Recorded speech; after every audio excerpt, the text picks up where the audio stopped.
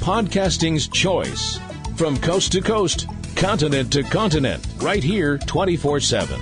PNR.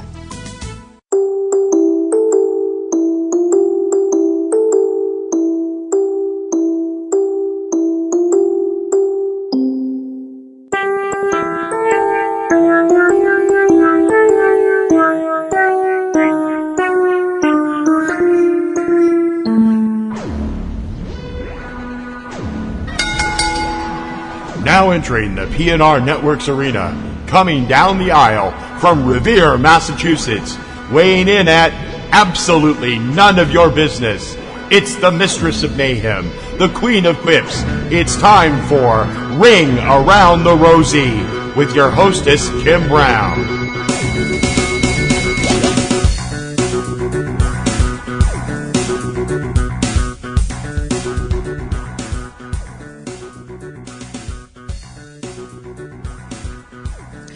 Hi guys, welcome to another week here on Ring Around the Rosie. I am your host, Platinum Rose Lady, aka Kim Brown, and I'm coming to you on Wednesday, the 19th of December, 2018. I'm sorry that I've been away.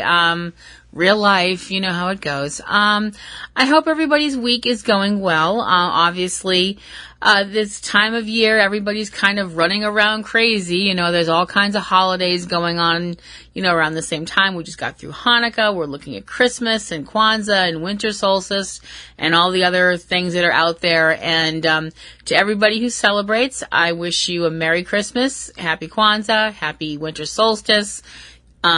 Anything else that I've forgotten, I'm sorry. I hope that you get to spend the holidays with your families and everybody has a safe and great time. If you are going to be imbibing this time of year, please have a designated driver or have a place to lay down and sleep it off. We want you to be here for 2019. Speaking of 2018, and this being the last WWE pay-per-view of 2018, this show is looking back at the December 6th pay-per-view Tables, Ladders, and Chairs, which originated from the SAP Center in San Jose, California. Now, considering that the month before was Survivor Series, which was just llama fucking awful, it was, wow, that show was bad. I was coming into this a little bit like, I don't know, I'm really, really not feeling it, but I told myself, I was like, I gotta have an open mind about it, so let's, you know, just jump in and see where it goes. And I have to be honest, I really liked this show. I thought it was great. There were a few moments that were a little, you know, slow, never dull, despite what the crowd said a few times. But I thought it was an awesome show. I really enjoyed it, had a lot of fun. The matches were great. Starting with the pre-show, we had two pre-show matches, including WWE Cruiserweight Champion defending his belt, Buddy Murphy defending against Cedric Alexander. The end of the match saw Murphy performing Murphy's Law to keep his belt and defeating Cedric. The second match of the pre-show involved Elias, who is now a face, going against Bobby Lashley, who is now a heel. Bobby Lashley being accompanied by Lio Rush, who is always annoying. I have to be honest, I really wasn't sure if the whole, oh my gosh, they turned Elias face thing was going to work, but it did. I mean, it totally works. It's like people wanted to cheer him all along, and now that they actually can cheer him, they're going crazy. So we had a match between Elias and Lashley. It was a ladder match with one of Elias's guitars on a wire above the ring. It was a quite nice guitar too. The match was won by Elias, who managed to climb up the ladder and get the guitar down for the win. The issue was that once the match was over, Bobby Lashley, being a sore loser, beat the living crap out of Elias, and I was like, this better not be the way the rest of this show is going to go. I was like, we better not have a whole night full of heels winning and then faces winning and the heels getting getting them back by, kicking the shit out of them. I'm like, I will not be happy if this is what happens. The pay-per-view actually opened proper with the last part of the mixed match challenge, the finals of which saw the team of Fabulous Truth, which is R-Truth and Carmella. I have to say, I love that name. I like the name Fabulous Truth. I don't know why I like it so much, but I do. It works. And I also have to say that, Carmella going, brunette since she turned face, I have to say I really like that look on her. It looks really nice. Going against their team, going against the team of Mahalisha, Jinder Mahal, and Alicia Fox. That name sucks. I mean, I know it's a whole portmanteau thing. Look it up. If you don't know what it means, go look it up. Like Benifer or that kind of stuff. It doesn't work. Alicia Fox apparently stole one of Lady Gaga's hats because she was out there wearing it. And I was like, Gaga wears it better. Just saying. The match was won by the team of Fabulous Truth, with Carmella using the Code of Silence hold to force Alicia to submit. So, Truth and Carmella win the second annual mixed match challenge, which means that they have each won the number 30 spot in the Royal Rumble for men and for women. And they have won an all-expense paid vacation to wherever in the world they want to go. R-Truth said that he had already decided where he and Carmella were going to go. And Carmella, threw out all these exotic places, and everywhere she said, Truth said, think bigger. So it turns out their all-expense paid vacation will be to Stamford, Connecticut. Oh, listen, crickets. No, I'm sorry, that wasn't nice. I've actually never been to Stamford. I've been through Stamford on an Amtrak, and I think we might have driven through Stamford when we came back from New York. A bunch of my friends and I drove to New York back in 2008 to see a play, and drove home. But the way my friend Stacy drives, I honestly couldn't tell you very much about the state because she drives like a complete maniac. I love her, but she's just one of those people that whenever she starts driving, it's like just hold on and pray. The following match was the Tag Team Championship from SmackDown, being defended by the champions, The Bar, Cesaro and Sheamus, defending their belts against the New Day, which this time was Kofi Kingston and Xavier Woods. Big E was on the outside, and the Usos, Jimmy and Jey Uso, in a three-way tag team dance. This was won by The Bar, because Sheamus used a brogue kick, the brogue kick on Xavier Woods to get the pin, so The Bar kept their belts. Following this was the one match that I was like, this could be really interesting. That was the tables, ladders, and chairs match that was supposed to be pitting Braun Strowman against Baron Corbin. Now, what led up to this was the fact that Baron Corbin has been temporarily the general manager of Raw and doing a pretty shit job of it. Basically being Stephanie McMahon's biatch and just being, that he's doing all these things to like screw with people that he doesn't like and make things unfair for them. He broke up the team of Rhino and Heath Slater by making them fight each other, and Rhino wound up losing and got fired, and Heath is now a referee.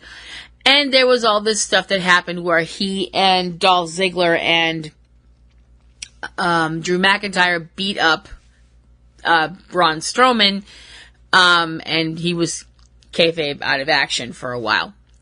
So Corbin was pretty confident that Braun wasn't even going to show up. Corbin came down to the ring and he said that he was going to win because he was going to win by a forfeit if Strowman didn't show up to answer the 10 count. The 10 count being performed by the referee, Heath Slater, who looked like he would rather be any place else but where he was. The thing is, Strowman did show up with his arm in a sling, but, I'm kind of like, well, he's still got one arm free. He can still choke the shit out of you with that arm. Braun proceeded to point out some interesting little factoids. Because this was a tables, ladders, and chairs match, that meant that there was no disqualification. So if anyone in the back wanted to come out and, I don't know, help Braun to win over Baron Corbin, they could do it and nobody'd get in trouble. So that brought out some people who are not fans of Baron Corbin and who Baron Corbin has been fucking over the last couple of weeks, storyline wise. The people involved were Apollo Crews, Bobby Roode, Chad Gable, and Finn Balor, who all had chairs. And the whole thing about Braun saying, it's pretty much anybody can do anything they want because this is a no DQ match. And Heath Slater suddenly went, oh, you could almost see the penny drop. It was really adorable. And so Slater's like, well, fuck this shit, and takes off his referee shirt and starts kicking the crap out of Baron Corbin. I'm like, all right, this just got fun. Which, of course, was basically the proverbial ringing of the dinner bell. And Apollo, Bobby, Chad, and Finn all got in the ring and started, helping to beat the living shit out of Baron Corbin while I'm watching this and laughing like the Joker. Just kind of that, kind of psychotic supervillain hand-rubbing, gleeful kind of laugh. You know how you do. You do that, right? Nobody else does that? Nobody? Just me? Fine. Corbin basically put up with this for as long as he could and tried to get the hell out of the building. And the thing is, he got up the ramp and all of a sudden somebody else's music started playing. Former general manager of Raw and the person Baron Corbin replaced, Kurt Angle, who then promptly cracked Braun several times with a chair and got him back down to the ring where all the other guys were waiting, and each of them managed to get their own finishing hold in on Corbin. By now, Braun is down by ringside, gets in the ring, literally puts one foot on Corbin's chest, and, what do you know? Heath Slater, counts him out for a 3 count. Which means Braun Strowman has a Universal Championship match now against Brock Lesnar at the Rumble. And it also means that Baron Corbin is no longer Raw General Manager. And I am still cackling like the Joker. I don't care. I am what I am, as the song says. The next match was on a much more personal level, involving Natalya facing Ruby Riott, who was accompanied by Liv Morgan and Sarah Logan, because apparently these broads can't, go to the bathroom without having the other ones there. Natalya was facing Ruby in a tables match. This has gotten extremely nasty, with Ruby Riott saying some pretty heinous shit about Natalya's late father, Jim the Anvil Neidhart.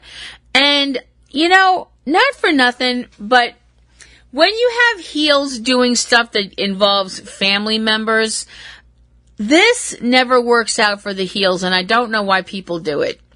Because it's the whole thing of, oh my gosh, they're such a horrible person, they're so terrible that they're bringing people's family into it and all this stuff like that. All that tends to do is make people angrier and light a fire under their ass. I mean, look at what happened with Samoa Joe and AJ Styles. I mean, Samoa Joe was flapping his yap about AJ's wife and daughter and stuff like that, and AJ damn near killed him on several occasions, you know, storyline wise, obviously. But I'm just kind of like, okay, this is tacky, you know, the whole thing of bringing up Jim. I was like, this is just tacky, but then again, look who we're talking about. So it was a nasty match. I mean, there was a lot of nasty stuff between these women, and I gotta be honest, I loved it. The end of the match saw Natalya driving Ruby Riott through a table that had Ruby's picture on it after a powerbomb from the top rope, and it was actually pretty sweet. So the winner of the match was Natalya. The next match is the ongoing feud that's happening between Finn Balor and Drew McIntyre, whom they have taken to referring to as the Scottish Psychopath. Okay, I have to take a little offense with that. I know some psychopathic people. They're my friends. And to be compared to this twit, I'm sorry, most of my friends are way cooler than Drew McIntyre and act way more crazy than he does. I'm sorry. So he's all growly and shit and like has all his hair like wet in his face and he's all like, good, I'm a psychopath. You know, it's like, oh gosh, we're so frightened of you. So we have this match between these two guys who are both amazing workers. Drew, I'm just fucking with you, man. And Finn Balor is just hot. I mean, that was slightly shallow, I admit that. I mean, he's an amazing athlete, you know, terrific performer, and smoking stupid, crazy hot there. I said it, I'm not sorry. The thing is, this match wound up having another person involved, which kind of kills the breeze there. Since the team of Dolph Ziggler and Drew McIntyre lasted about as long as a gob of spit in a drought, they've split up as a team and now have pretty much taken to tearing each other apart whenever they're in the same, you know, state. Dolph came out of the crowd and hit McIntyre with a super kick, then grabbed a chair, and McIntyre got up from the super kick and performed the Claymore kick on Dolph Ziggler to get him out of the way. The thing is, Finn managed to capitalize on all of this insanity and used his finishing move, the coup de grace, on Drew, and was the winner of the match.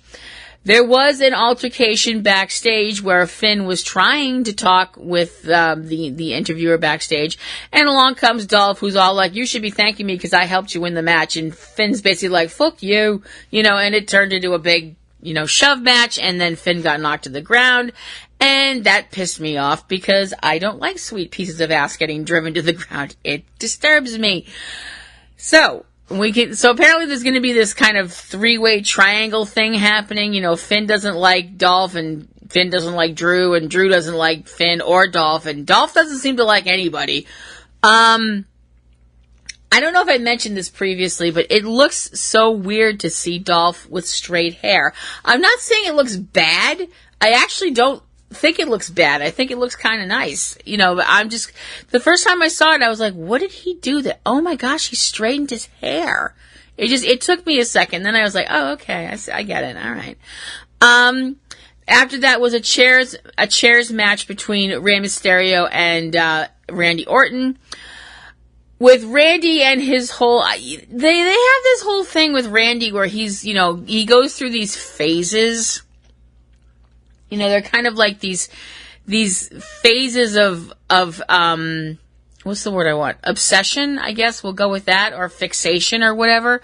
You know, it's like the guy was like trying everything he could to get, you know, he has been trying to get Rey Mysterio's mask off. Rey winds up using a Hurricane Rana and scoring the pin to be the winner. The next match was the Raw Women's Championship match with the champion, Rowdy Ronda Rousey, defending her belt against Nia Jax. Nia Nia Jax was not out there alone. She was she had Tamina out there with her, who provided interference and got slapped around for her troubles and such. Ronda wound up winning the match because she managed to make Nia tap out because she had her in an arm bar, and it was either tap out or I'm going to rip your arm off and beat you over the head with it. No shame in tapping out, really, especially not to somebody like Ronda. In a interview that was done backstage, Nia was trying to do an interview and wound up being attacked by Becky Lynch for the fact that, Nia broke her face for reals and has been bragging about it ever since. Ronda was interviewed on the show a little bit later on and was asked about, her whole issues with Charlotte Flair, that, the whole thing that happened at Survivor Series where Ronda and Charlotte had a match because it was supposed to be Ronda versus Becky, but the whole thing didn't happen to see broken face. And the end of that match was a complete train wreck with Charlotte going absolutely mental and almost beating Ronda into oblivion with a kendo stick. Ronda's response to asking about Charlotte and what was going to happen with Charlotte was, payback is a bitch. Who here thinks that's not going to, end well for somebody? Following that was the SmackDown Championship, the WWE Championship, right now worn by the new Daniel Bryan, going against AJ Styles, the former champion. Daniel wound up winning this match, doing a roll-up on AJ to keep the belt, which I was like, well, that sucked. I know that a lot of people are really behind this whole new heel Daniel Bryan and the whole fact that it's really interesting, the fact that the guy is getting over as a heel by saying things that aren't exactly wrong. I mean, we have fucked up this planet. Too many people are materialistic and value money and stuff like that. And there's nothing wrong with, leading a vegan lifestyle or vegetarian lifestyle, although some people do argue that you can lead to vision problems and stuff like that, but I'm not going into that. It's just the simple fact that all of the stuff that he's saying it being such a smug douche nozzle that, like, the audience, it amazes me that this is a guy that, people have been cheering for and waiting for him to come back, and he comes back, and when he turns heel, now that he's turned heel, these people want to flay him alive. And I think that really says a lot about Daniel as a ring psychologist, as being able to get the crowd to turn on him so quickly. Because, we've seen other people who are supposed to be the heels in things, and the crowd is not booing them. No matter what they do, they cannot get people to boo Becky Lynch. It ain't happening. I think she could go out there and, toss a live bunny into the crowd, and people would be like, yay, free bunnies! You're awesome, Becky! That kind of... Not that I'm advocating that, because I am not. I am clearly not advocating bunny tossing. That's a horrible thing. Nobody should do that. We should all be nice to our little furry friends. Just thought I'd say that. So, the following match after that was the Intercontinental match with Seth Rollins, Intercontinental Champion, going against his former Shield brother, Dean Ambrose, who has apparently lost his fucking mind and has decided that he wants to cosplay as Bane, I guess. I don't know what the fuck. I'm like, seriously, what? With the gas mask and the jacket? I'm like, well, at least he didn't shave his head yet. Dean, please don't shave your head. Seriously, I'm like, why are they dressing him like Bane? Bane from the Dark Knight Rises movie, not the luchador look from the Batman the Animated Series. Which was awesome, by the way. Batman the Animated Series, one of the best animated shows ever. the thing about this match, now this was a great match. I thought this match was fantastic because we know that these two guys work really well together and that these two guys can go, because we saw it when Dean was the face and Seth was the heel, the whole authority thing and all that. But the crowd really shit all over this match in several places, calling it boring, chanting boring and stuff like that. And I have to really kind of take a little umbrage to this. And I realize that me kind of shaking my finger and going, naughty, naughty crowd, I mean, that might kind of bug some people, but fuck it, it's my show. These are people that go out there, and I don't think I'm being melodramatic when I say this. They are literally risking their fucking lives to entertain you selfish pricks. So, if you have a moment or two where things are a little slow, I really think this is boring chants are rude as fuck. Just saying.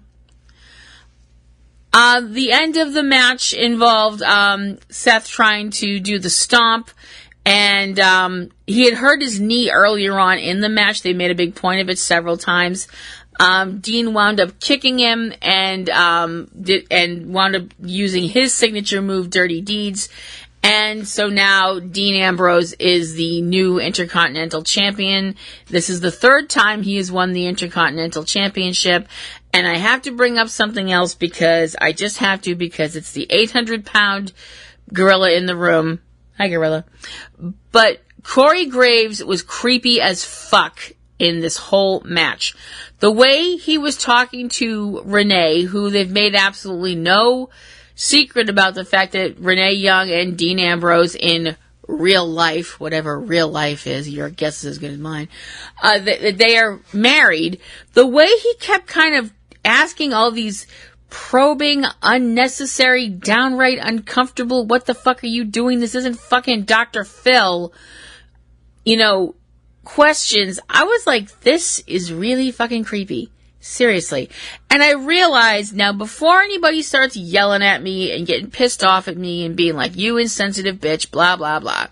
I realized that Corey Graves, the person, is only doing what he's supposed to be doing. That's his job. He's a heel commentator, and he actually is really good at being a heel commentator because he annoys the living piss out of me. And that's what the heel commentators are supposed to do. They're supposed to be annoying. That's their job. So, and I don't know Corey Graves, the person, so I can't say he's a bad person. I don't know. For all I know, he could be a great guy. So I'm not saying that I think Corey Graves is a creeper. I'm saying his character, the guy behind the mic, that guy is a creeper. And I realize he's also hands-off because of the concussions that he had and all that stuff like that, which is why he's now only on commentary. But seriously, I'm like, could Renee just dump a drink in his lap? If she can't slap him, could she at least, pour a drink in his lap, toss a drink in his face, do something? But I guess that's not going to happen. The main event of the show, which I was like, damn, I never figured I'd see this, but hell, I'm all for it, was the three-way dance between the ladies of SmackDown, for the SmackDown Women's Championship, with Becky Lynch going against Charlotte Flair, going against Asuka in a tables, ladders, and chairs match for the women's title, which is won by Becky at that point. I mean, if you had told me when I started watching wrestling that they would have a pay-per-view where the women would be in the main event and it'd be a tables, ladders, and chairs match, I would have told you were on drugs. But it's happened. If you told me all those years ago that the WWE would have an all-women's pay-per-view, I would have told you were crazy. I'm so glad it's happened. I mean, I'm beyond thrilled that it's happened. And I have to say, this match was amazing.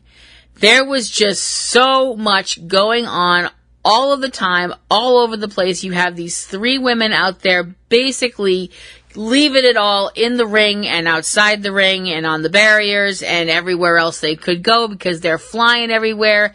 Chairs are flying everywhere. Tables are flying everywhere and getting broken. Ladders are falling over. People are, jumping off ladders, doing leg drops off ladders, doing all kinds of crazy shit. It was just a complete fucking awesome match with a lot of back and forth involving everybody. Asuka wound up getting knocked off a ladder, and both Becky and Charlotte are still on the ladder, and they're still punching each other. Now, the thing that made this suddenly all go, what the hell, was that all of a sudden there's another interested party coming down to the ring, and she looks really pissed, and the look on her face had me going, oh fuck, this is about to get really, really fucking bad. Ronda Rousey came down to ringside. Now, let's not forget, Ronda has had an issue with Charlotte, and she and Becky are sniping back and forth at on Twitter with each other, and there was also, a couple of physical incidents. So Ronda shows up, grabs the ladder that they're both on, and manages to knock it over. So, Becky and Charlotte go flying, and unfortunately neither of them had any mutant powers manifest, so they didn't grow any wings, and they both hit the ground with an almighty splat. So Asuka, being a person who obviously has more than 2 working brain cells, realizes, oh wait, this is working out great for me. Asuka climbed the ladder, grabbed the belt, and is now the SmackDown Women's Champion. All hail the Empress of Tomorrow. Needless to say, the show ended with all these shots of Asuka triumphant, which she clearly deserved because she's worked very hard and she's awesome and, an amazing athlete, and I'm kind of terrified of her. But the thing that I was like, okay, we had these shots of Becky Lynch and Charlotte looking, furious at what happened and, who caused it and all this stuff like that. And I gotta say, the look on Charlotte's face, I was like, could somebody please call Sam and Dean Winchester, because I think this woman might be possessed by a demon. She looked that scary. I have to say, TLC, Tables, Ladders, and Chairs 2018, awesome show. Really enjoyed it. And it really made me want to watch the Rumble, coming up in January. Monday and Tuesday, we did get some more stuff going on with the fallout from Tables, Ladders, and Chairs, including the fact that the McMahons are saying they're now back in charge and they want the fans' opinion and they want to do things the fans' way because, the fans are the ones that make the shows work and all this stuff like that. And I'm like, I'll believe it when I see it. Fa la la la la la la la. So, I guess we'll just have to wait and see what happens. What did you guys think of TLC? I'd really like your opinions on it. You can send that to platinumroselle@yahoo.com if you'd be so kind, and let me know what you thought of the show. I thought it was great. That is going to wrap up my show for this week. I would like to mention the other shows that I am involved with on the interwebs. Those would include my other solo show, Platinum Rose's Garden, which is my supernatural podcast. This past week, I'm looking at the mid-season finale for Supernatural, the episode The Spear. I hope you will check that out over at platinumrosesgarden.com. And I hope you will check out the other shows that are part of our little island of misfit toys. Those would include Subject Cinema, which is TC and I's movie podcast. We've been doing this for over 10 years. Holy crap. Our list show, Front Row 5 and 10, and TC's solo projects, which include Catastrophe Vortex, his disaster movie show, and his 2 mini podcasts, 3 Minute Weekend and Tuesday Digidex, which are shows that talk to you about movies coming out this week and where you want to spend your money. There are other people that are part of our happy little family, including the Lion family, Eric and Valerie. They have a show called Cavebabble over at cavebabble.com. And our great buddy Anthony Lamberti, who has Aunt B's Nerd Grotto over on YouTube. Comic Grotto, I'm sorry. He's a great guy. I hope you'll check him out as well. If you want to follow me on Twitter, which I hope you will, you can go to PlatinumRoselle at Twitter.com and follow me there. And that is going to do it for this week here on Ring Around the Rosie. I hope everybody has an awesome Christmas. And so I'm signing off for another week. And I hope Santa brings you everything you want. This is Platinum Rose Lady signing off here on Ring Around the Rosie. And I'll see you guys next time. Merry Christmas!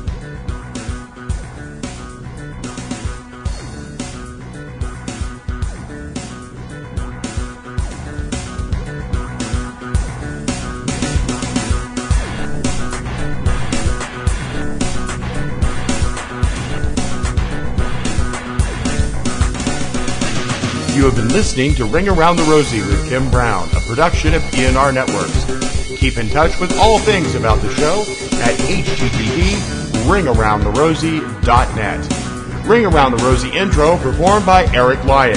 Ring Around the Rosie theme by Digital Juice. Join Kim for a new Ring Around the Rosie every Wednesday. Ring Around the Rosie is copyright 2018 PNRNetworks, Boston, Massachusetts, USA.